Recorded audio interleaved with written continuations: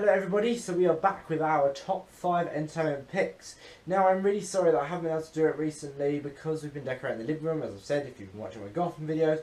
But I'm also just been a bit busy recently with everything else as well with college. So I've been able to record it now. I've got some time to record it. I'm going to edit it and upload it.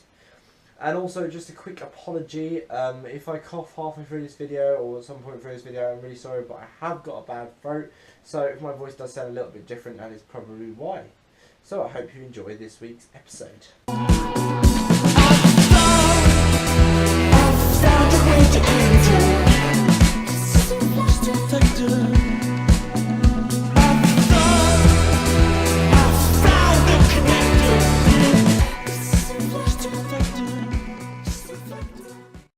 As usual, our 5 categories are books, film, games, music and television. So, just in case you've forgotten, the music that you heard over the title sequence is a song from my album of the week, which I will explain later on. So on to our first category then, which is our book category. Now this book here is my book of the week this week because I've been thinking about it a lot over the past couple of weeks and how I really want to reread this series. So this is the Ruby in the Smoke by Philip Pullman, and it's the first of 4 in the Sally Lockhart mystery quartet. It's a Victorian crime novel. Sally Lockhart becomes a consulting detective, much like Sherlock Holmes. It's an extremely exciting book. It's the first of 4, as I said. This is probably my least favourite of the 4, but it's extremely exciting at the same time. I really enjoyed reading this for the first time a few years ago, and I can't wait to reread them again. Yeah, that's my book of the week. I really recommend them. So, on to my film category. Now, my film category, I have started on a bit of a quest with my films recently, and I've started to watch all 24 James Bond movies. Now, this comes after I went to see Spectre at the cinema last year, and I fell in love with it, and also I've fallen in love with Skyfall in the past. And I kind of wanted to start a quest to watch all 24 James Bond films, see if I like the others just as much as I like the last 2 that have been out in the cinema recently, or within the past 5 years. And I am on number 3. I watched number 3 on Friday, so last Friday, and that's my film of the week this week, which is Goldfinger. So Goldfinger is the 3rd film featuring Sean Connery. It's extremely exciting. It was better than the other 2. They seem to progressively get better, and I just thought it was a really clever plot. It was really well written, it was funny, it was exciting, there was good drama, there was exciting fight scenes between James Bond and some of the villains. It was just really good. It was an exciting film to watch, and I look forward to watching Thunderbolts at some point this week, or when I can.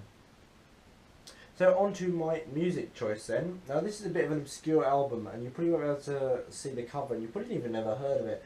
Now this is a statue on the front of Eurydice and Orpheus,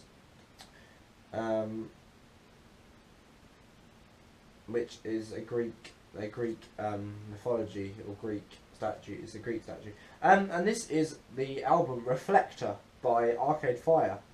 It's their 4th studio album. They're a Canadian kind of indie rock band. They're really good. They're really exciting. I love their music so much. After seeing them perform at Glastonbury about 2 years ago now, I decided to buy some of their albums. I bought Reflector and I bought their 2nd studio album, Neon Bible, but I haven't bought Funeral, which is their 1st one, or Suburbs, which is their 3rd one, because I haven't got around to buying them yet, because the 2 I've got are my favourite 2, but I like the other 2 as well, although I have an obsession. At the moment, I must confess, with Lady Antebellum.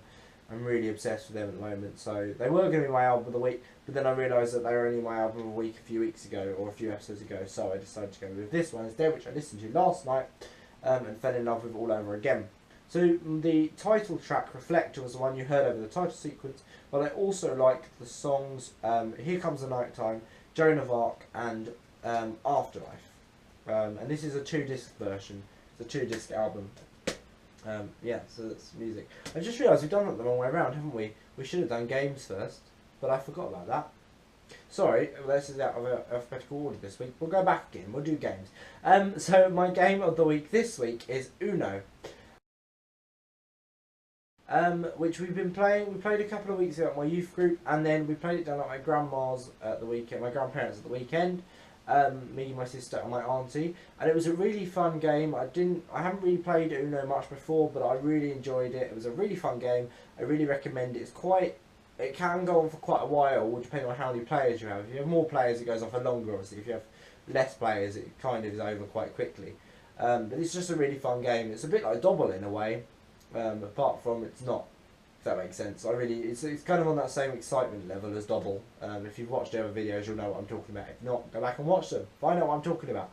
And finally then, let us move on to my television pick. Now, my television pick this week is a new fantasy drama that started a few weeks ago, 2 weeks ago now, on 5 Stars. So I said 3. It's on a Thursday night, and it's called The Shannara Chronicles.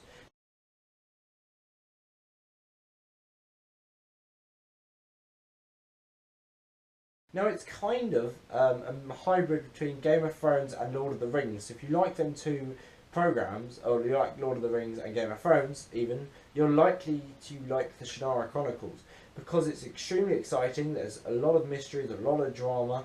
It's quite dark in places. There's some gore and there's some kind of violence. There's not so much on the sexual content that Game of Thrones has, which is quite good for younger viewers, I would say. It's kind of probably quite good for if you're about 13, 14 years old and you're not quite ready for that kind of explicitness of Game of Thrones yet. There's also no swearing as well in this, which I've noticed, which is quite good, again, for younger viewers. I wouldn't say it's family viewing, but it's a lot more toned down than Game of Thrones. It's more on the Lord of the Rings side than it is Game of Thrones, but it's got some quite violent scenes in it.